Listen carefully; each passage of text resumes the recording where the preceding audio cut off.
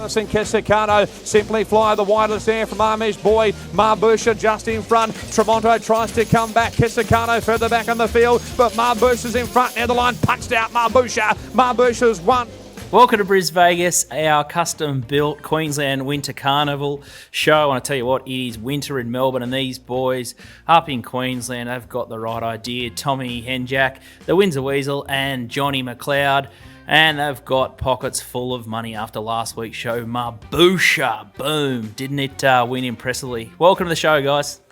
Yes, mate. What's doing? It is a bit cold up here too. It's been rubbed up a little bit. It is. It's not as bad as what you were saying down there, raining and cold, though. Nah, it's awful. What about you, Tommy? What have you been doing to keep warm? Oh, yeah, not much. I'm rugged up here. I didn't handle the cold very much, but I was quickly up the train home yesterday afternoon after work.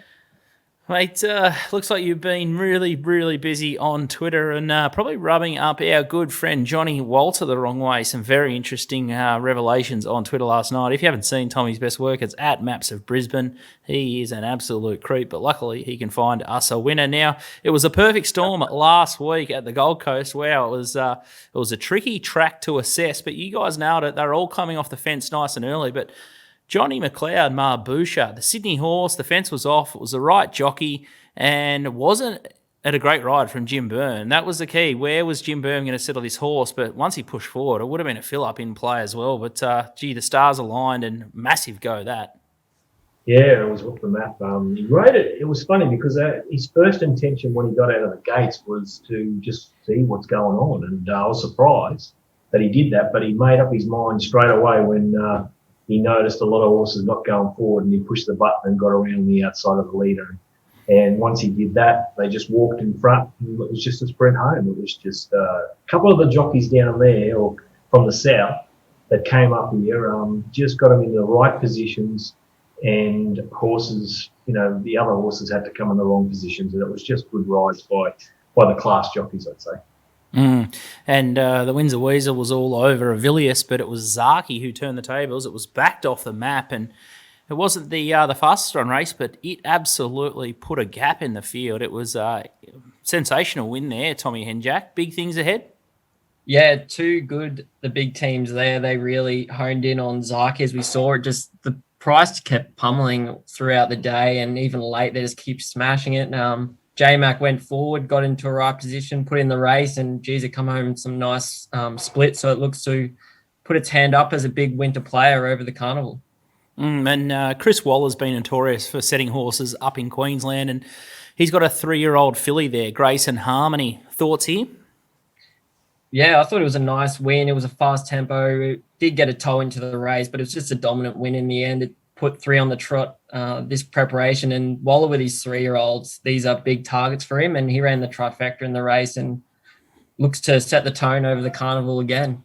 It's going to be fantastic viewing for the next couple of weeks. It's only going to heat up. We've got the Group 1 Doomben 10,000. I'm going to talk about that and the Bright Shadow. We've got the Champagne Classic and the Rough Habit. Our show is brought to you by puntingform.com.au. It's Australia's best online form, guide and database. All the big syndicates use it, and you can get their raw data to put into your models as well. We'll take a little bit of a break, and we'll come back with the Champagne Classic. Welcome back to Brisvegas, our custom-built Queensland Winter Carnival show. We've got 7 episodes left. It's been a fill-up the first couple of weeks, and we will continue to do so. We've got the Champagne Classic. You've got Tommy Henjak previewing this one. We've got odds courtesy of TopSport.com.au on the screen now. We've got Giannis, 650 into 460, the early market mover. See you in spring, $6. Tiger of Malay, Big Drifter, 420 out to 650. Prince of Boom, 11 into 650. Mayo Tie, 750, and Tommy's winner for a couple of weeks ago, Miss Hipster, $8. We're just going to bring up a replay of Frontman. This is a Fletcher file horse here, and talk us through the replay here, Tommy Turbo. Yep. So this was his first up run at Eagle Farm, over 1,200. It was a moderate run race. They really sprinted home quick. That last 200 to my eye, he just really seemed to run out of gas. I think he'll take good improvement out of this run. He started his career down in Melbourne, getting beat by Lightsaber twice, who went on to win the Group 2 size produce. So I think he's got a bit of class about him. Sense of timing here. His fourth race start, gets J-Mac, low draw, just looks to camp off, which should be a moderate speed. And to be honest, the $16 surprised me. I thought it'd be a bit shorter, but there has been a fair few market moves early when they went up. Doomben is a real big map place too. You got looking at your speed map there, Frontman just parks in behind them from barrier 5. It's a massive advantage there, and even the other horse you talk of, Prince of Boom, has been well backed. He's got the plum draw as well, barrier 1. Yep, he made his debut on Sunday actually up at the sunny coast. The rail was in the true up there, so where he was the right part of the track. But geez, they put the cash on, and he come home in really good time. He looks to have a fair bit of class about him, but he might get buried back on the rails here, which is some concern. The horse I also really wanted to be with was the horse that we tipped up 2 weeks ago, Miss Hipstar. I'm just not sure what Larry does from gate 12. We saw last preparation when she drew wide both starts. He got caught out on a limb and she didn't really finish off, but loved her resumption over 1,000 meters. She's going to improve second up. She's going to improve up to 1,200. And it was just really nice to see that she put the writing on the wall that what she did last preparation, she's backed it up and come up in good order. So, yeah, Miss Hipstar and Frontman is the way I'm going to play the race. What about you, Johnny? Last week after Miss Hipstar came out and won, you said she was a horse to follow. Do you think 1,200 will suit her here, or will you wait one more for the 1,400-metre run next? Well, I think it'll definitely suit her, but it's just that map really worries me that what Tom's got. It seems like it's going to have to work a little bit to get around. I think this track could play away from the fences, so that's going to be a positive. I don't think the inside part of the track is going to be the best. So, if he can get some sort of cover 3 wide with a bit of cover, I think she's still right on the race. So I had a look. I was down there the day that Frontman got beaten at Eagle Farm, and it definitely was new and it had improvement in it, and it wasn't the right type for an Eagle Farm track. So, getting away from there onto the Doomben track, improvement under its belt, it's definitely got a chance. The only problem with it, I've got to admit it, a number of times it's, sky in the towel, so it might have a bit of pussycat in it. So, I don't know. It's a bit of a watch and see, this one. It's race 5, so we'll be able to see whether their fence is off, and if the fence is off, well, then Miss Hipstar's got a nice chance, I think. If you want John's late mail thoughts, you can head to MacBet Tips and get his last minute updates. He does little 3 to 5 minute out videos for his subscribers, so make sure you check that out for sure. Race 6 is an interesting race here, the Rough Habit Plate, 2,000 metre race for 3-year-olds, and the one they've backed here is Señor Toba.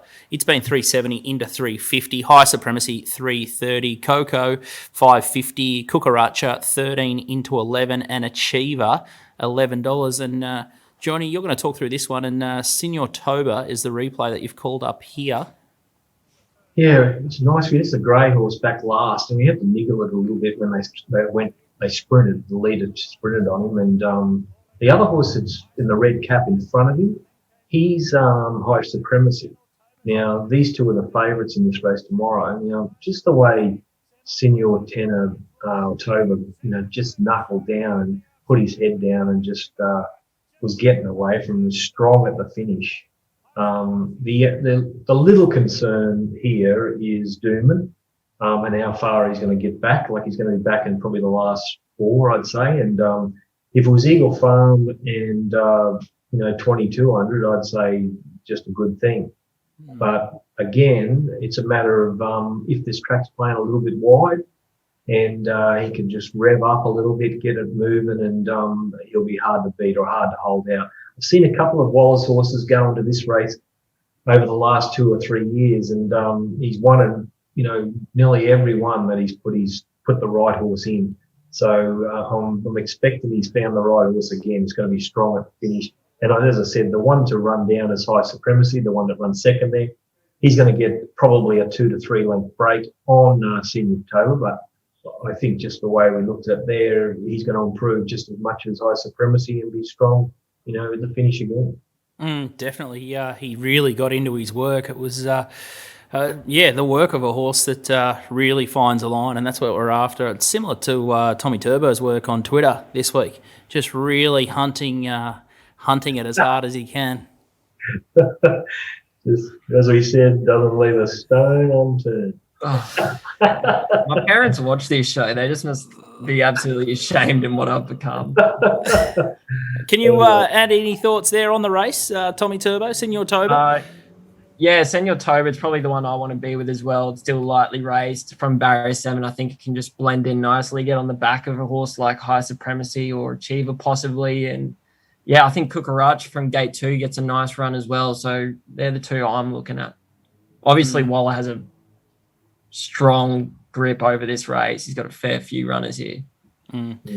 I'd having known Coco and a couple of these runners, I would have thought that he'll have a mortgage on this race, Senor Toba, if he can reproduce that finish. If you're betting this weekend, make sure you check out topsport.com.au. They're Australia's biggest betting bookie. They've been in the game for about 30, 35 years. Lloyd and Tristan up there on the Gold Coast. They're smart people. They wouldn't be down here in the Melbourne winter, and they'll be betting all winter carnival. So make sure you get an account with topsport.com.au and support the bookie that supports us. We're going to take a short little break, and we're going to come back with the Doomben 10,000 and the Bright Shadow. Welcome back to Brisvegas, our Queensland Winter Carnival show. I'm your host, Scoot. I've got Tommy Turbo, the Windsor Weasel, up there on the Gold Coast with Johnny Mcleod. And it's time to talk Doomben 10,000. We're getting serious. We're getting into the Group 1 action here, and you guys will know plenty of these horses. We've got odds courtesy of topsport.com.au on the screen. Eduardo's been the one they've backed early, 250 into 195. Absolute known leader. Wild Ruler, 480. Trekking's been 650 to 750. Splintex was a massive go in his last start win, 950. Here he is. And Vega won, a horse that I've tipped up as a horse to follow. But this is a tricky race. And we're going to have a look at the replay of Eduardo in the TJ Smith. And Tommy... how short would a horse like Nature Strip be in a race like this? But Eduardo's there in the lead. Yeah, off this run, you'd think Nature Strip would be pretty short, probably around the $1.50, $1.40 mark. Eduardo here in the line, just that last 15 metres is what really concerned me. But in saying that, there's not really much chasing him here, and it looks the best lead up by far. You got 35 days off coming out of a TJ Smith. It was a pretty genuine tempo, and they did come home in pretty good sectional. So everyone on Racing Tweet is tipping him. You can definitely see why. It's hard to find a chink in his armour, to be honest, other than that last 15 metres. But, I mean, there's not much really chasing him, is there? Like, I don't really want to be with a horse like Wild Ruler. I went back and watched the Galaxy over 1,100 metres. Eduardo brained both Wild Rule and Splintex there, but he did get the race kind of to a suit. I thought Splintex out of that run was probably a bit better than Wild Ruler. So Splintex is probably the one I might save on. And I think Wild Ruler fresh here. I mean, not Wild Ruler. Is it Wild Planet? Hawks' thing? Yeah, Wild Planet. I think it goes like a bomb fresh, but it might just be looking for a little bit further first up. But yeah, obviously Eduardo really hard to beat. Looking at your speed map there, it's definitely an ominous picture, and you can see why they've taken the 250 and into 195 Eduardo. And I guess the Captain Obvious team on Twitter has found it as well. Splintex looks like it's going to get a charm run, and I tell you what, Trekking's not a bad closer, Johnny, and so is Graf. I think both, or Trekking will definitely be fitter from his first up assignment. Any chance of run on? You said they'll be off the fence, Johnny. Yeah, well, Trekking. He was disappointing the other day. You know, he tracked up perfectly, got the split, went to him, and then skied the towel. So it was very disappointing. He did look like he was going to improve a little bit in the yard, though. But really, he's going to have to improve lengths to get near Eduardo. Like I know the reason for him getting beat the other day or the last time was they said that they didn't let him run. Now, that just means that they're going to let him run here. And if he's going to get away from the fence and spears out 3 to 4 off the fence, and I can't see them. All I'll see is his tail. It's just, his run was better than, no doubt better than Nature Strip a couple of starts ago when he fought back on the inside and got him down. And if you can forgive that run the other day a little bit, well then, he's a twos on shot. So, you've got a leader, a Group 1, fully fledged Group 1 horse against these that are not Group 1 horses again, apart from Trekking, who's not, maybe not come back. I just see that, Eduardo will win. Before his run the other day, they were touting him as being the best sprinter in the world after that run. So they've gone from one extreme to the next to be racing up here against a bunch of Group 3 horses. And I was saying the same thing about Trekking the other day. I thought it'd be too good for him, but he just didn't come up. Yeah. Whereas this one, he's, it's a matter of whether you can forgive his run the other day. If you can forgive him, he's on shot. So if you're going to take even money, it's even money whether he returns or he doesn't. If he doesn't return, he still could probably win. Yep. And if he returns to his run 2 starts ago, he's a twos on shot. So yeah. But like if you're trying to back Trekking back into form off that last start run, but the gate is also just horrendous for him from gate 10. Like you'd expect them to probably go back and there's still that question mark on whether he's come back as a 6-year-old gelding this preparation. So he's got a lot against him, and there's a lot of conjecture around the 3-year-olds and whether they're up to weight for age this crop. So obviously Eduardo's just so well in here, and you'd expect to see him start shorter than $2. I think you're right, and I don't mind the little jockey upgrade there. Nash Rawiller is riding sensationally. He's been a jockey that you guys have tipped in the past, and he's been safe as houses. Nash Rawiller. Let's have a look at race 8, the Bright Shadow for fillies and mares. We've got odds courtesy of topsport.com.au up on the screen now. We've got a Theory's the one they've backed. $3.70 into $3.30. Intrepidatious 6 into $4.60. Outback Barbie 7 to $6.50. Fiesta $7.50. Blazing Miss has been a go from the Mark Newnham camp, $19 into $12. And a lot of these are going towards the Tats Tiara, so it's a stepping stone for some, and others will be wound up to win here. But the replay we've got here, Johnny, is a Theory at Eagle Farm. Talk us through this one. This is the last time he was here. You can see him fourth, 2 wide, and the blue colours there just behind him. I think it was Blazing Miss on the outside of him in the white blaze. But here he was just held up a little bit here and then got the split and just dashed through and, just showed a good turn of foot and got away from him. The horse that's run second and third go, quite good. The one that's run fifth doesn't go that bad as well. So I just think a Theory here, you've got to forgive his run the other day. I think it was at Hawkesbury when he just was in the perfect spot, got held up and he got nowhere to move. He's got that little bit of, fitness under his belt and that, tensed up aggression to come because he wasn't, he was no run there. I think he's just going to put himself in a perfect position here. There's not a lot of speed on here, and Trepidatious will go forward. Express Fantasy's first up. It'll probably go forward a little bit in good times with a wide gate, but they'll all slide over. They won't go too quickly.